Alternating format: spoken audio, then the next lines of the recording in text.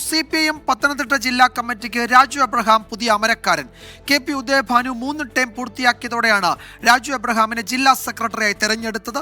35 അംഗ ജില്ലാ കമ്മിറ്റിയിൽ 6 പേരെ പുതുതായി ഉൾപ്പെടുത്തി.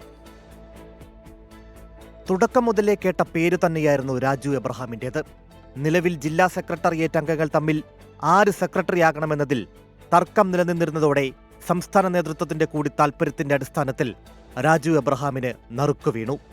25 വർഷം റാന്നി MLA ആയിരുന്ന രാജു എബ്രഹാം നിലവിൽ CPIMന്റെ സംസ്ഥാന സമിതി അംഗമാണ്. 6 പേരെ കമ്മിറ്റിയിലേക്ക് പുതിയതായി ഉൾപ്പെടുത്തി. DYFI ജില്ലാ സെക്രട്ടറി B നിസാം, ഏരിയ സെക്രട്ടറിമാരായ TV Stalin, PC Suresh Kumar, PKS ജില്ലാ സെക്രട്ടറി CN രാജേഷ്, നേരത്തെ പാർട്ടി സംഘടന നടപടിയെടുത്ത് ജില്ലാ കമ്മിറ്റിയിൽ നിന്ന് ഒഴിവാക്കിയ തിരുവല്ല മുൻ area secretary Francis V Antony എന്നിവരാണ് ജില്ലാ കമ്മിറ്റിയിലേക്ക് പുതിയതായി എത്തിയത്. സംസ്ഥാന കമ്മിറ്റി അംഗമായതിനാൽ KP ഉദയഭാനുവിനെ ജില്ലാ കമ്മിറ്റിയിൽ നിന്ന് ഒഴിവാക്കി. മുൻ MLA KC Rajagopal, Kodumon panchayat president KK Sreedharan, advocate Philipose Thomas, Babu Koickalath, Nirmaladevi എന്നിവരെ പ്രായപരിധി കണക്കിലെടുത്ത് ഒഴിവാക്കി. പാർലമെന്ററി രംഗത്ത് നിന്ന് സമ്പൂർണ്ണമായി സംഘടനാ രംഗത്തേക്ക് ഉള്ള പ്രവാസന കവാടമായിട്ടാണ് ഈ ജില്ലാ സെക്രട്ടറിഷിപ്പിനെ ഞാൻ കാണുന്നത്.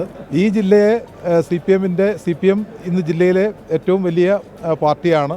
കൂടുതൽ കരുത്തോടുകൂടി കൂടുതൽ ജനങ്ങളെ CPMലേക്ക് കൊണ്ടുവരിക എന്നുള്ള ദൗത്യം തന്നെയാണ് ഞങ്ങൾ ഈ ചുമതല എന്നിൽ അർപ്പിച്ചിട്ടുള്ളത്.